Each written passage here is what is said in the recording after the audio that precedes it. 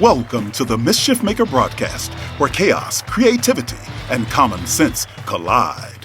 Your host, Joel Freeman, was kicked out of high school in Alberta, Canada. He left home at 17 and hitchhiked around North America as a long-haired hippie and dope-smoking fool. He made a 180-degree change, becoming one of the first chaplains in the history of the NBA. As a professional speaker, Joel has traveled to well over 55 countries. His many books have been published in 28 foreign translations. Pieces from his Black History collection have been seen by millions at the United Nations and many other venues. And now, the Chief Mischief Maker himself, Dr. Joel A. Freeman. Hey guys, it's Bigger Baby Joel here. Guess what? I'm learning to read. I went into a bookstore recently and I asked the saleswoman, "Where's the self-help section?" She said, "If I told you, it would defeat the purpose, wouldn't it?" Well, hello. Welcome to the Mischief Maker Show. And you just heard from Bigger Baby Joel. Going into a bookstore and trying to get a book on self-help. Anyway, by the way, we have an incredible show, I think. It's going to be an interesting one because it's where there's an interview that I was on a show in Washington, D.C. a few years ago, and a gentleman by the name of Kroah did an interview, and we're going to be playing a large, actually probably the whole interview. And so I think you'll learn some very fascinating things during this interview coming up.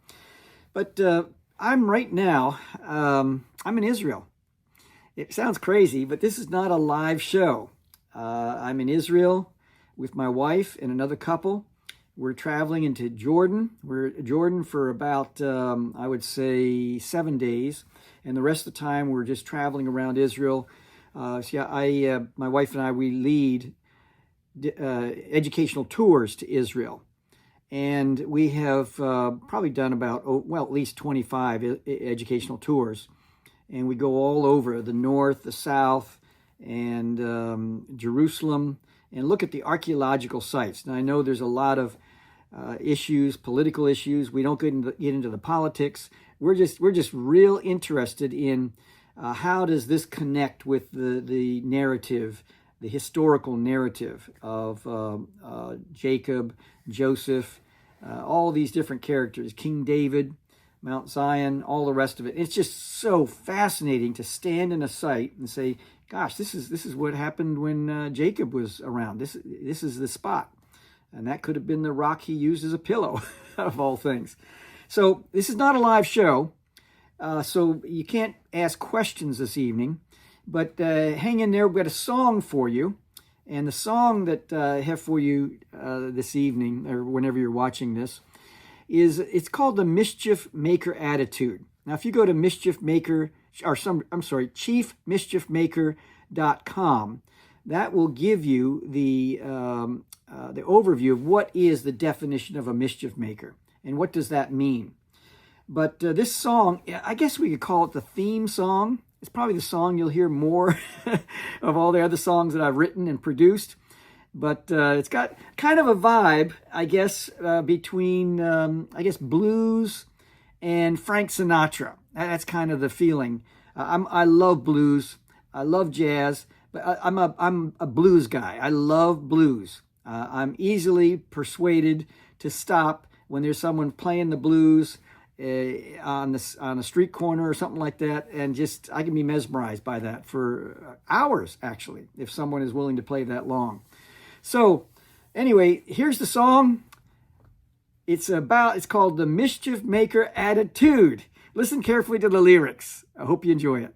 In a world where the questions were few, rose up creatives who saw something new. While others stayed silent, they boldly spoke, breaking the tension with humor and hope. Just a bit crazy, that might be the prize. Boring routine is where wonder dies. Value the mischief maker's latitude, arms open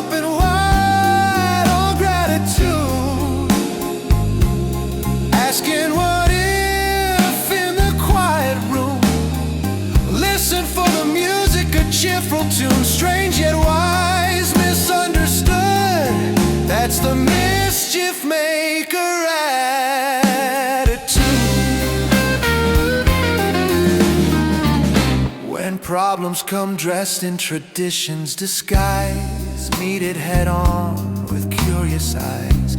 Not for the title, not for the fame. Discover solutions, not someone to blame. See every setback as part of a game.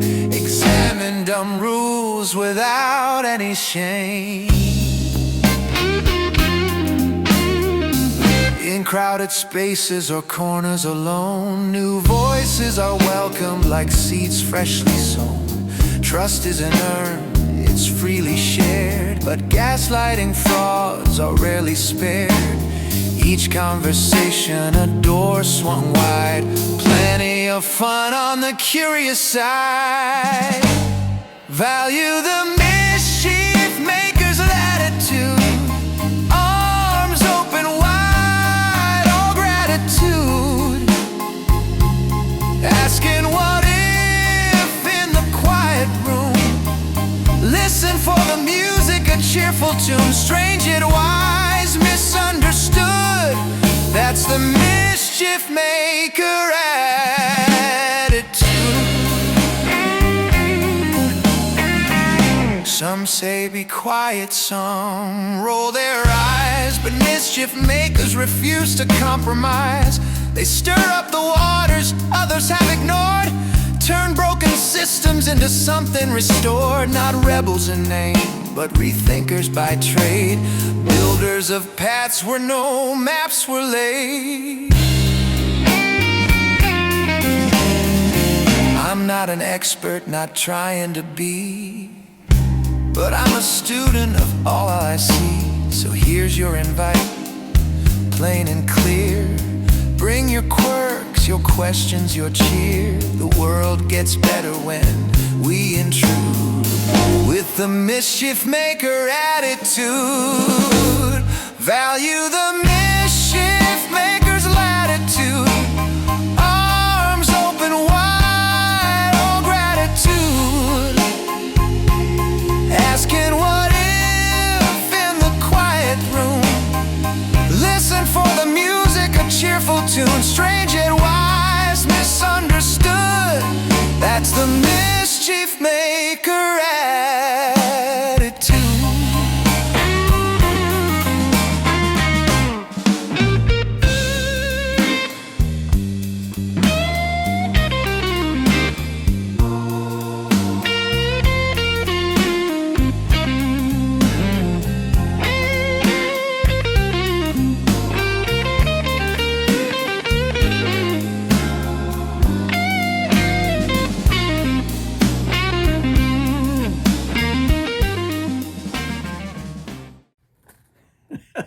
Well, there you have it. The Mischief Maker attitude. I hope you enjoyed the vibe, the music, the lyrics, and the progression and the hook and all that kind of stuff of that song. But that song is kind of near and dear to my heart, and it's kind of, like I said, the theme song for the Mischief Maker Show. Now, if you go to chiefmischiefmaker.com, you'll learn more about the different aspects of my music. I think it's number 2 or 3 on the link tree when you go to chiefmischiefmaker.com.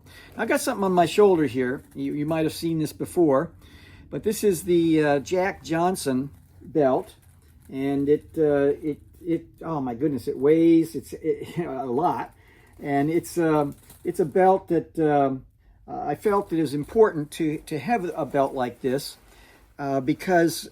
And it's available for you if you go to jackjohnsonbelt.com. That's Jack Johnson, singular, jackjohnsonbelt.com. You can learn how you can get a limited edition. Only 700 of these are being made, and handcrafted, hand-signed, numbered, and worldwide. Then we're going to destroy the design. But it's an homage to Jack Johnson. When he fought the fight of the century, he was the world champion from, as you can see, from 1908 to 1915. And I actually wrote a publication called The Secret 1910 Recording Revealed. Jack Johnson Speaks. It's a masterclass on Jack's war strategy for the most historic fight of all time. And so if you go to jackjohnsonspeaks.com, that'll show you how you can learn more about Jack Johnson and this book, this publication, and actually hear his voice. There's a QR code in here with a secret code on how you can hear his voice. And then this belt is something that you'll want. It's probably the ultimate gift to someone who's into boxing on any level, and can go up in the man cave or whatever you want to do with it. But anyway, this is the belt. Now I'm gonna transition now to what I want to set up this show. Don Kroah, he died. He passed away not long ago, and so this is in a sense almost an homage to him. Also, is that Don was just a unique guy from Maine, the state of Maine, and a dear friend. I'll tell you, just a remarkable human being. But he brought me into the studios, into a station called WAVA in Washington, D.C., and he did an interview with me. And so I just thought it might be of interest to you to kind of be a fly on the wall, if you so to speak. And we welcome you from Germany, from India, Japan, China, all over the place, UK, Canada, US, Australia, wherever you're viewing this from. I welcome you to stay for this interview, and it's happening right now. Hey, how you doing, folks? Hello there, hello, and welcome to another hour of the Don Kroah Show. Monday through Friday, 4 to 6 each afternoon, we get together, talk about things going on, get to meet some world-famous people from time to time, global travelers and more. My guest this hour, case in point, he's a former Mainer, as a long and I'd call it circuitous life's journey that's taken him from the frozen climes of Canada to the beautiful coast of Maine, to the hustle and bustle of Baltimore, Maryland, and now for years, literally, folks, the nations of the world. He is one of the most creative men I've ever met. Eclectic career, never ceases to amaze as well as exhaust me. Joel Freeman. Dr. Joel Freeman is a man, really, folks, I'm getting serious now. He's a man with a richly diverse background, served, as I alluded, on the coast of Maine and in Maryland as a pastor for a number of years. Many of you already know he served 20 NBA seasons with the Washington Bullets Wizards basketball team, player development mentor, character coach, traveling the globe literally as a motivational speaker, leadership trainer. And during those years, I don't know how he does it, he's authored a number of excellent books, including the one we're going to be talking about this hour. I've been calling it his magnum opus, really, along with his co-author, Dr. Walter Milton. It's called Black History, an Inclusive Account of American History. And Joel, I'm tired just reading all that. But I intended it because it's well-merited, my friend. How are you? Oh, my goodness, Don. It's so good to see you again and to be with you. And we're looking forward to this evening. There's amazing things that God has had you do through the years. For folks who haven't heard your story, that's why I intentionally referenced where you were and where you've come from, starting I can still see that one picture of years and years ago, long-haired hippie out of Canada, on your own, 17, 18 years old, and not following the Lord at that moment, but God had incredible plans for you. Kind of give us a autobiography, a brief sketch. Yeah, very quickly. I grew up in Alberta, Canada, a little town of 2,000 people with 9 ice hockey rinks. And a lot of rules and regulations. It was just one of those things that some people acquiesce very well to that, rules without reason. I'm not one of those. So I was just all elbows, and by the time I hit 17, I had gotten into so much trouble, I just stuck my thumb out with $24 in my pocket with my good friend Bob Kirk. We looked like Mutt and Jeff. I was real short, and he was real tall. I think he was 6'5", and I was just barely breaking 5 feet at the time. And so ended up hitchhiking probably, I don't know how many thousands of miles right here on this thumb, all around North America. And then I I was a long-haired hippie, dope-smoking fool, and just going from place to place. If I got bored with a place, I just move on. And then I had a conversion experience in '72, September 10th. I signed up for Bible school the very next day. Wow. And the picture you saw, 7 years later, I became one of the first chaplains in the history of the NBA. So you can imagine how much I had to confront in terms of juvenile thinking and juvenile behavior during those 7 years in order to be working at that level. And how has that informed your ministry through the years since first as a pastor, I alluded, you pastored in Maine for a while, right on the beautiful coast of Maine, and also ministered here in Baltimore as the NBA thing unfolded. In other words, what I'm trying to say is God never wastes anything, and often even the mistakes we've made along the way, they become the matrix of ministry if we'll let them, don't they? Yes, and I think it's really helped me when I see people who are rebellious and or have a lot of spit and vinegar and angry, and I'm able to look beyond that many times and to say, man, there's a whole lot of energy there that could be used in the right way. And then also working in the NBA with athletes for 20 seasons, it kind of burned some stuff out of me. I was in awe the first season, and then by about the third season, all that stuff got burned out of me. You point over there's Bob Lanier, the biggest feet in basketball, size 23. There's Julius Erving. There's Wes Unseld. There's all these Michael Jordan, all these players, and it just it didn't make me cynical.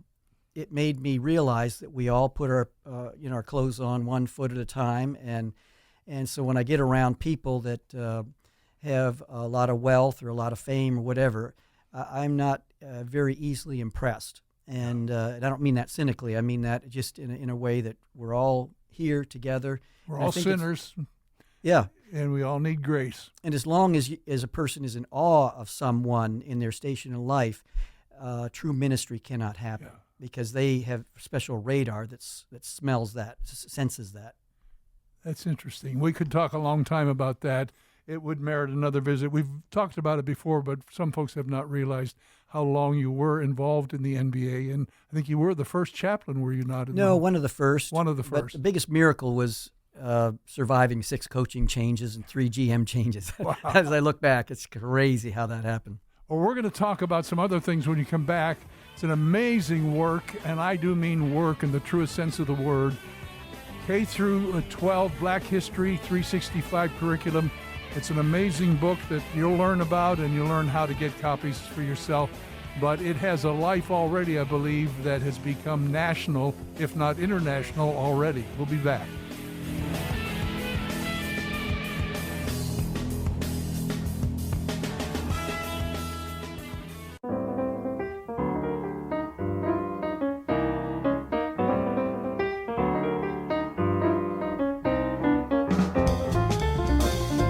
Don Kroah Show on WAVA, talking with Dr. Joel Freeman, author and lecturer and world traveler, and on it goes. And I say that with great respect because we have, through the years, enjoyed a wonderful friendship. Been to Africa, not the same time, but in close proximity. I saw recently you posted something about your visit with W.F. Kumuyi, a remarkable man who... Well, he's a legend all of his own, worldwide and also on the continent. Yeah, you introduced me to him at Rip's Restaurant. Yeah, that's right. I'd forgotten where, but you're right. Yeah. I forgot that. Well, listen, let's get to the business at hand here. This remarkable work that we've just mentioned, Black History. Tell us really, for folks who obviously can't see it, what's it all about? What was the birth of it? How did it all come together? And what are some of the objectives of doing such a work, you and your co-author? Yes. First of all, Dr. Walter Milton is one of the most magnificent human beings. He called me and said, hey, I've got something I've been working on. It's a Black History curriculum. He says, would you like to come on board? And so he invited me as the founder to become a co-founder with him and a co-author with him. And what happened is that we spent 2.5 years, Don. It was like Groundhog Day every day for 12, 16-hour days. It was so crazy. And it just, you can imagine you're sleeping, working, eating, sleeping, working, and it was like rinse and repeat, just think of a year going by, a year and a half, 2 years. We both put our very successful businesses on the table, on the shelf, and we had no guarantees. So this became our love letter to the country and to the world. And so if for people listening who've never seen it before, it's like trying to give a haircut over the phone. It's very difficult, or over the radio. Yeah, right. It weighs 5.5 pounds. That's the result of our 2.5 years. There's 1,200 QR codes, which I don't know of any other book that has QR codes like that in it, because once you bake them in, you're stuck with them. But we have a proprietary technological process we use. We can change the direction of the QR code in 45 seconds. And we check them every evening at around 7:30 Eastern Explain time. the QR codes, what they do. Well, the QR codes is when someone puts their camera phone on, and then they put it over, and it takes them, they can click on it, and it takes them to somewhere. a video, a film, a website. So Amazing. it brings technology to the experience. It broadens and deepens the whole experience. Yes. And then we have over 2,500 images throughout. 1/5 of those images come from a Black History collection my wife and I own. We've done 2 exhibits at the United Nations, had over 1 million people show up, 3 at the White House, 2 at the Clinton Presidential Library. And then we were able to put in over 500 images in there, images people have never seen before. So it's like a museum in a book. 1,248 pages. You can imagine, for anyone who's been to college or gone to buy textbooks, a 400-page textbook is a huge textbook on any level. This is 3 times that size, 1,248 pages. So that's what's emerged, and some of the uniqueness we can talk about if you're if you think we should go into it. But yeah, I think we should. I think dig into it because first of all, though, let's mention again where can for the first time actually, folks are going to say, where can I get this? How do I access this? Well, we did something unusual because if you were to go to Houghton Mifflin Harcourt or Pearson or some other publisher, they would ask you for your school number, and they wouldn't even talk with you. We decided we'd make this available for mom and pop, for homeschool, for one-on-one. And so if they go to bh365.org, that's B as in black, H as in history, 365.org, there's a spot where people can order it personally, and then we have kindergarten through 8th grade. Each one has its own book, and then, of course, this is 9 through 12. This is we say it engages all ages from K to grade, and many people want it just for their coffee table so that they can start taking a look at it. So some of the distinctives of this, Don, is that, first of all, we have an advisory board with people like Smokey Robinson, Kathy Hughes, who's the founder of Radio 1, TV 1. Benjamin Crump, many people have seen him as a civil rights attorney. In fact, he was just on today about a situation in Tennessee. We have Alveda King. We have Bill Haley Jr., Alex Haley's grandson. We have a gentleman named Paul Griffin, who is the former VP of Houghton Mifflin Harcourt. So we knew that we were just 2 guys, and we needed to develop an institution around us. And so we did a SWOT analysis on this about 2 years, year and a half in, strengths, weaknesses, opportunities, and threats. And we began to build things into the curriculum so that anyone from the left or the right would try to co-opt this and raise this book up and say, this is the answer, this is the answer. We knew that we did not want that to happen because this is our love letter to the whole country, not just half the country living in their own separate confirmation bias bubbles or echo chambers. We want this, so we've been on like Al Sharpton's show twice, and people on the right say, why would you do that? Our response is, why wouldn't we want to reach Al Sharpton's audience? Right. We've been on the David Webb show on Sirius XM for 22 weeks. People on the left say, why'd you do that? And we say, why wouldn't we want to do that to reach David Webb's audience? So we're just truth-centric and also solutionist. There's 4 things that we're doing with this book we're inviting people to. If we got enough time, I can share that right now or wait till the break. No time. Okay. We have, first of all, we're inviting everybody to uncomfortability because we're dealing with issues like Should We Tear the Statues Down, Manifest Destiny, Doctrine of Discovery, the N-word, Can a White Person Ever Fully Understand the Black Experience in America, Black People, The Deadly Dance with Both American Political Party Machines, Uncle Tom, Three-Fifths of a Human Being. We're dealing with all these issues head on. And so it's uncomfortable for everybody. And who knows what the term racist means anymore. Many times people use the term just to shut down a conversation that's uncomfortable. So we have to develop, just think of uncomfortability as a thumb. All the other four fingers are the things that touch the thumb, that help to provide a schema, a process for dealing with uncomfortability. So the first thing is we're inviting people to become critical thinkers. We're not teaching people what to think. We're teaching them how to think. And now, the second thing that we're inviting people to is to become compassionate listeners. And the third thing is to become fact-based, respectful communicators. And then the final thing we're inviting people to become is action-oriented solutionists.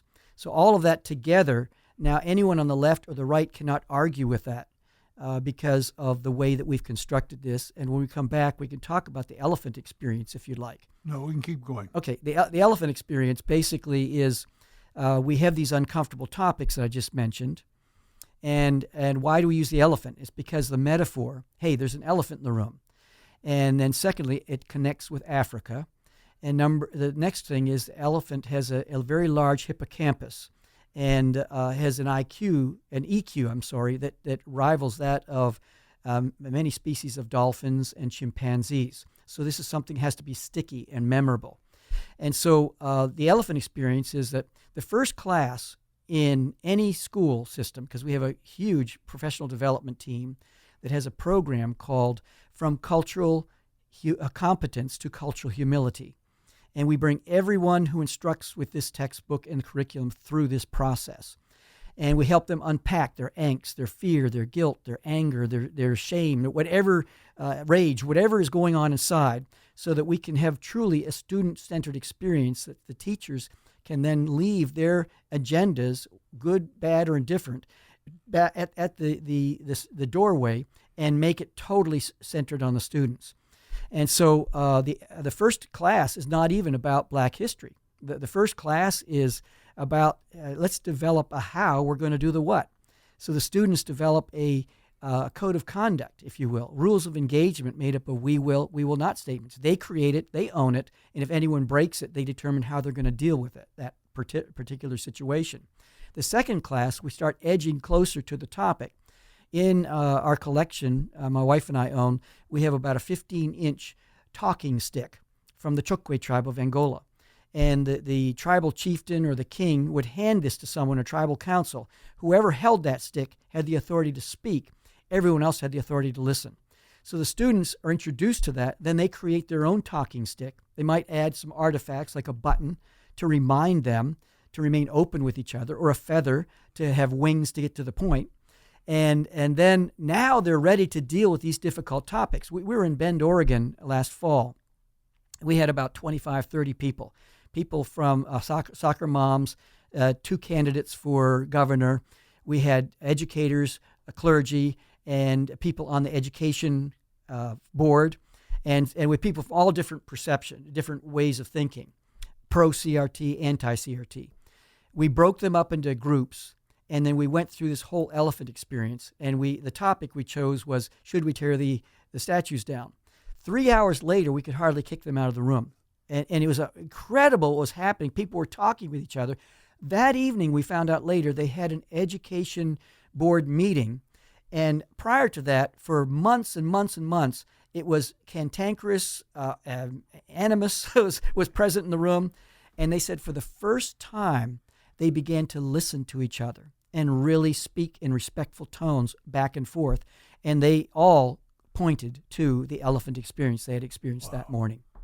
We're going to take a break at this point, but when we come back, among many other things I'm sure you have to share with us about this work, where is it now in terms of its growth throughout the educational system, across the country and so forth? Maybe kind of tell us where the book is already in play. Again, if you're just joining us, Dr. Joel Freeman's with me, and a couple of websites that he would be, I'm sure, happy to respond to you through. One is bh365.org. That's where you can order this book yourself. That's bh365.org. A couple of his own, joelspeaksrealgood.com. I like that. As I said earlier, he's a very prolific lecturer and teacher and communicator, and also whitemansjourney.com. Those are just three among several. We'll be back. Stay with us.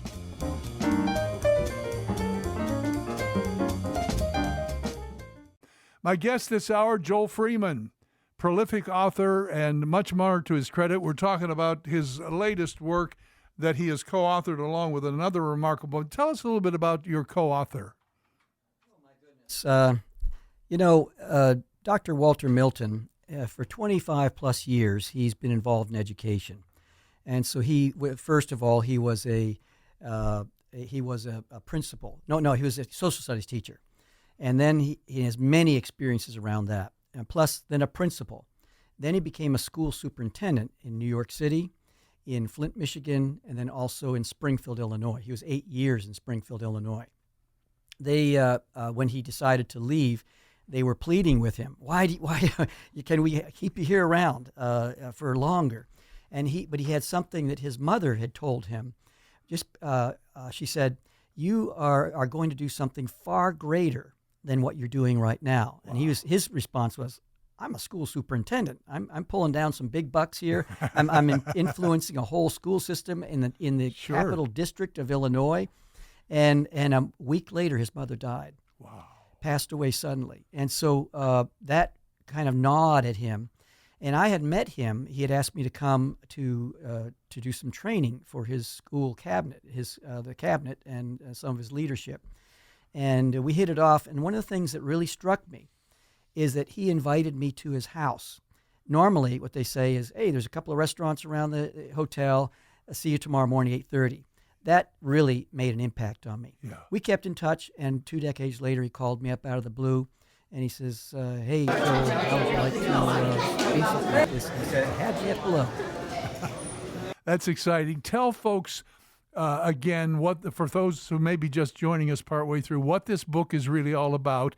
And it, as you said, it weighs a great deal. It's over 1,200 pages, I think you said.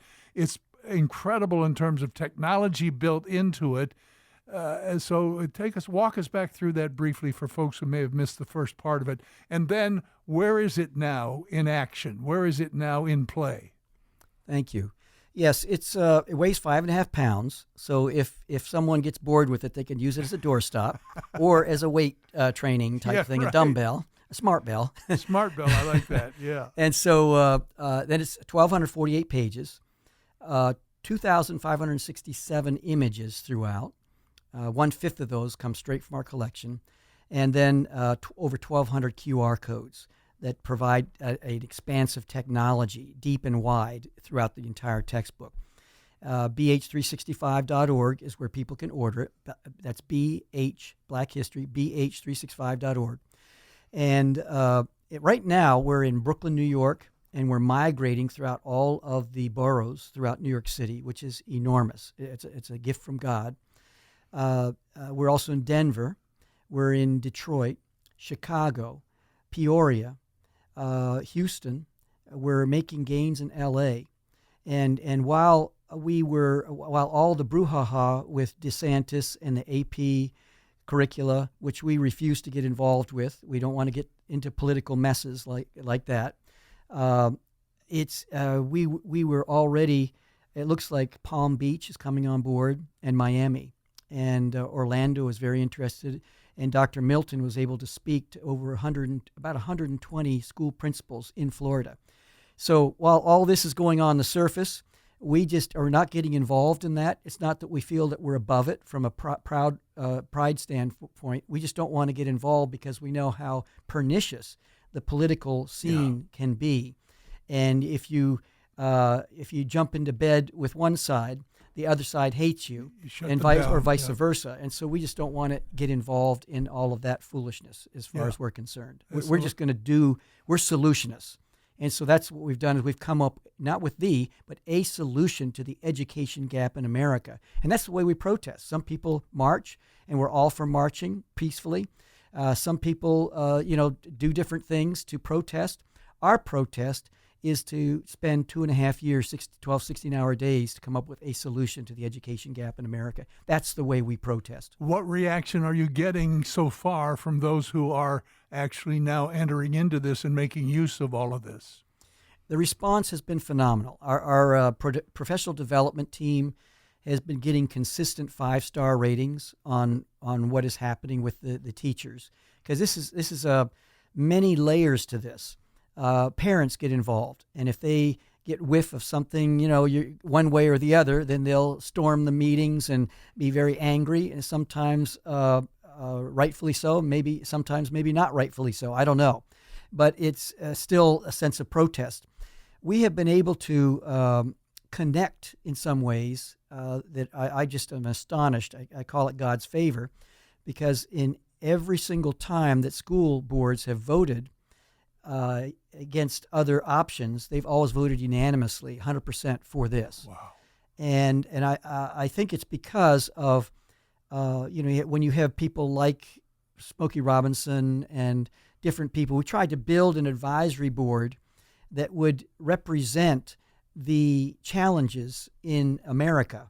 And to say, man, if you can put together an advisory board with Alveda King and Ben Crump on the same advisory board, and they both love BH365, and people from different other persuasions and different ideas, maybe this could be a microcosm or a metaphor for what could happen in the classroom. And that's what our desire is to bring students together, so it's more about healing and less about divisiveness, while we don't surrender on any level. We deal with issues head on, but we do it in a way that has a process surrounding it, so that it's not bringing more division to the situation.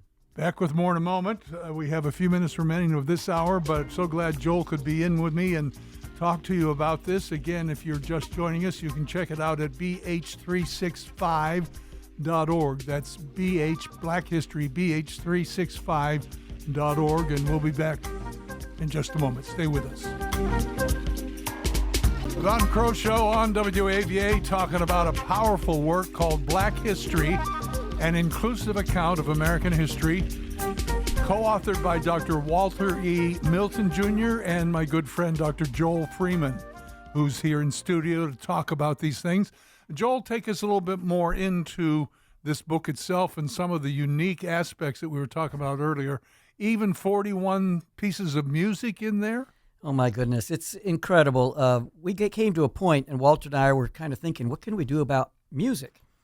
And so I said, I think I know a guy. And it's a gentleman by the name of Dr. Kevin K.O. Cates. K.O. is K-H-A-O, Kansas, Hawaii, Apple, Orange. And he had been a super producer for Jay-Z, Snoop Dogg, Rick Ross, Pharrell, so many others in that industry. His album's over 33 million.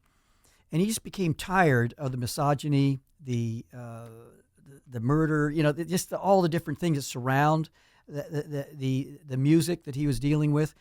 So he decided he's going to leave, and they all thought he was crazy. They didn't believe him at first. Well, fast forward, we met, he and I, about, I'd say probably a decade ago, and when we called him, he invited us out to his place in Atlanta, and it ended up, he said, I'm in on this. He did 41 songs that have already hit number one on iTunes downloads, and many who have listened to this music, it's one song per chapter. So it's like an anthology of history from ancient Africa to all the way to Canada, and everything in between. George Floyd, at Civil War, all the rest, Reconstruction. And so what happened is that we've been talking with the folks, with Otis Williams from Temptations, which he loves this book, with different other ones, and it could be the next Hamilton on Broadway. That's what many have said. And so we're working, we already have a script put together, kind of a rough draft, and it's looking good. So that's kind of one of the things. And then in our professional development team, We come alongside the teachers. And what's unique about this is that we are less transactional and more missional. So we do with the teachers, we say you come home from school, you go shopping, cook dinner, eat, and then around 8:30 you say, oh my goodness, there's something we're supposed to deal with tomorrow morning. Guess what? Our professional development person for that teacher is on call up until about 10 o'clock at night and can walk through how to apply this information to them. Wow. And to help the students to understand it. Because our research has found that 65 to 70 of all teachers in this space are Caucasian. And so to be able to help anyone who is teaching this topic of Black History 365, we want to come alongside them along the road. And then we have parent engagement, where we'll come into a community, bring all the parents together. And then, of course, our advisory board, we have Andrew Young, Ambassador Andrew Young is on the advisory board, and Smokey Robinson, others that we mentioned. And so we've tried to put Teflon around the entire project in some specific areas especially, so that when people try to grasp it politically, they just can't get any traction. And that is important in terms of there's other Black history curricula out there. How does yours differ? Well, we have 10 distinctives that anyone goes to the website, bh365.org, and some of those are, the advisory board. What other curriculum has an advisory board like this? The music, the QR codes. We start in ancient Africa. We found that just about every other curriculum we looked at started with slavery and the slave trade. We says that's wrong. We want to bring out the genius, the creativity, the hunting, the gathering, the fishing, the industry, the agriculture of the East, South, West, North, and Central African regions, and then talk about the ancient African kingdoms that transcend the current geopolitical lines. And that now we're ready for the good, the bad, and the ugly of the last 4 centuries. And then we wanted to end in Canada because we found that there's only maybe a paragraph to Canada. And we figured, well, people left the South, and some were there because of the Stockholm Syndrome, the fear, the threats of life and limb, quite literally. And then you have Harriet Tubman and others who had developed the Underground Railroad, and you had all kinds of people involved in that whole process. But once people came to the North, then the fugitive slave laws pushed them to Canada. There's a guy by the name of Benjamin Drew in 1856, 4 years after Uncle Tom's Cabin came out. He came out with a book called Refugees, where he interviewed, hundreds perhaps, but 118 stories, including Harriet Tubman's story, was included in this book. And these are stories of people who within several years, they owned a house, a rental property, and a business. And it just showed that once you released them, their creativity took over, and they were able to function in a way that was just truly magnificent. So we have a timeline from late 1490s all the way to modern time that bring together the Black American and the Black Canadian experience. Did you know that at one point in Canada, it was so rough on Black people that they escaped to Vermont? Wow. That's all in the textbook. Amazing. What do you have for future plans for the whole project? Well, we're working right now on a Latin K through 12. Because once again, we're just looking at where are the problems that can be solved? Where can we provide solutions and not try to duplicate what's already out there and do something that's so unique? It's like a zebra running in the midst of horses.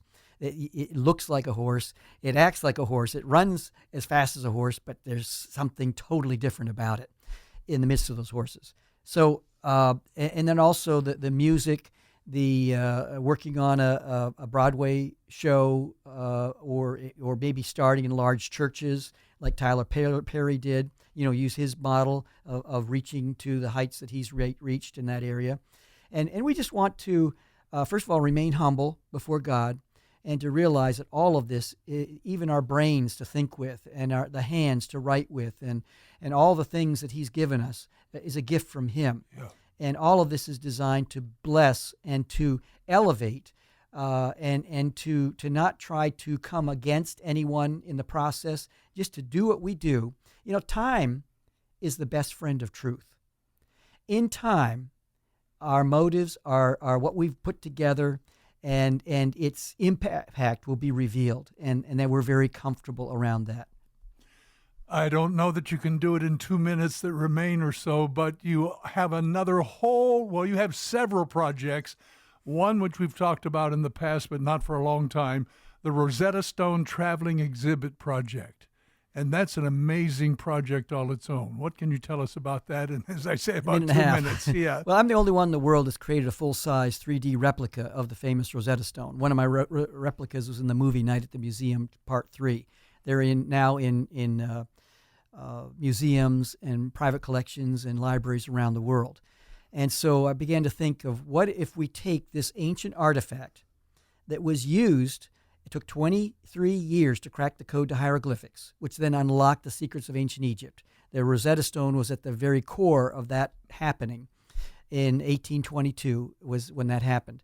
But we're going to take this ancient artifact and turn it into a modern metaphor for problem solving. So I've taken the word Rosetta, 7 letters, and have developed an iteration process for solving pretty much any problem in one's life. And this is a 5,000 square foot traveling exhibit. People can go to rosettacrazy.com to learn more about it. ROSETTA, rosettacrazy.com. And that'll kind of fill in all the gaps of the zones and the international impact this will have. And ultimately, we're going to create problem-solving institutes and static museums in different countries around the world that will then go about solving the problems in that region of the world. We'll have to have you back to do another hour on that one. Good to see you, my friend. Thank you. So good to see you, Don. Thank you. Once again, if you just are picking up partway through and you want to know more about these things, bh365.org is the amazing book that we've been discussing, primarily Black History, an Inclusive Account of American History, co-authored by my friend Joel and Dr. Walter E. Milton, Jr. And again, that website for the Rosetta Stone? rosettacrazy.com. Good to see you. That's it for this hour, folks. Have a great weekend. See you on Monday.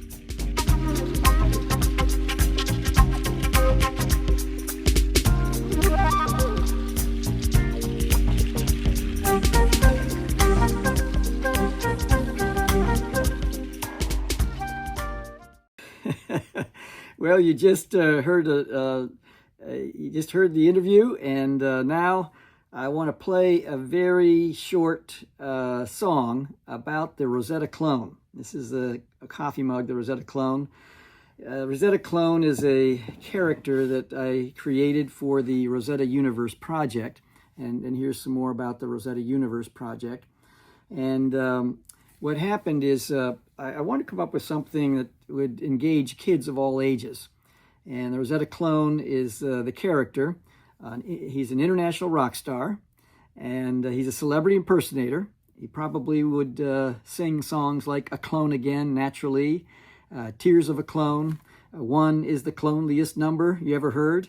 And he'll be a docent at the Rosetta Universe Project, helping to guide and to be a Sherpa, if you will, a guide for people trying to understand the history about the Rosetta Stone and code cracking and language and culture, and then the 7 steps of the Rosetta process: recognize the problem, obtain information, specify goals, and so on. And so you're going to hear a little quick song that a good friend of mine wrote and produced, and it's called the Rosetta Clone. So here we go.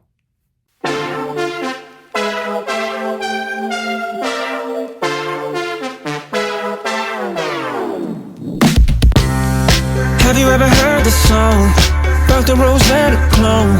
He started as a rolling stone, broke up and went out on his own. Rockstar wherever he roamed, with the face of the Rosetta Stone. Yes sir, I can sing whenever I want to sing. If I like that song, well that what belongs to me. And I can fix whatever I want to fix. Solving problems has offered me my stardom. Hey, there's there's a new guy in town. That is till word gets round. He's the chip of the old block. Sold out shows whenever he's inbound. Said if you don't know his name, I bet you know his songs. As soon as I sing them once, you too will sing along. Imagine there's no hieroglyphics. Imagine. I'll bet you couldn't if you tried. I bet you couldn't. When you read like me, sky's the limit. Haha. Because Demotic and Greek is the reason why. Me. Have you ever heard the song? Yes, you have. About the Rosetta clone. That's me. He started as a Rolling Stone. Broke up and went out on his own. Is that right? Rockstar wherever he roams. Is that right? With the face of the Rosetta Stone. Sing along. I can do what I wanna do. Whatever I want to do. And it's gonna be a bold discovery.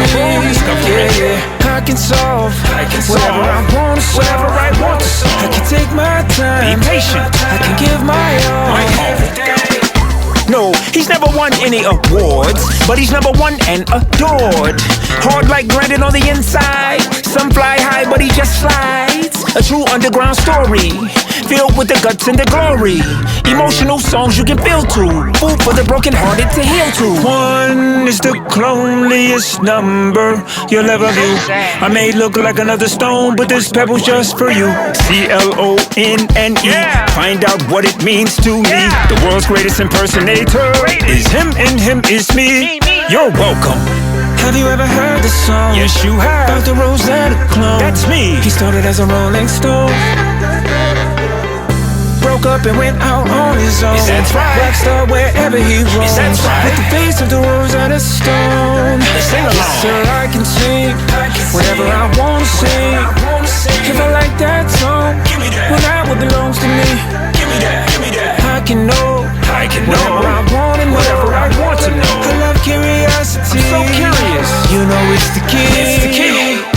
Question. Have you ever heard the song? Yes, you have. About the Rosetta clone. That's me. He started as a Rolling Stone. Broke up and went out on his own. Is that right? Rockstar wherever he roams. Is that right? With the face of the Rosetta Stone. Sing along. I can learn whatever I wanna learn. Whatever I want to learn. I always try to find out why. I can be whatever I'm meant to be. Got a clear view, I can see the sky is blue. Goodbye. Well, thank you so much for taking the time to listen to this interview. I hope you enjoyed it.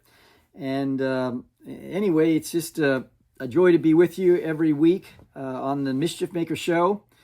And really want to thank you for, and share this around, because I know we're connected to, I think it's 1,600 BBC affiliated stations. So if you happen to know someone in a station near you, please reach out to the general manager or someone there and just say, hey, pick up this Mischief Maker Show and let's just check this out. Got a great show for you next week, and I really appreciate your just being a part of the show. Feel free to get in touch. Go to chiefmischiefmaker.com, chiefmischiefmaker.com, and look at the link tree. Go all the way down. You'll see all the shows. And you can make contact with any of the other interviews that we've done, and also if you want to connect and learn more about the music and other things, the Rosetta universe, just feel free to do that. Thanks a lot. Ebidibidi. That's all, folks. You have just experienced another episode of the Mischief Maker broadcast. Hit the subscribe button. Connect at chiefmischiefmaker.com. Thanks for coming along for the ride. And hopefully, you are now a bit closer to becoming a mischief maker in your part of the world.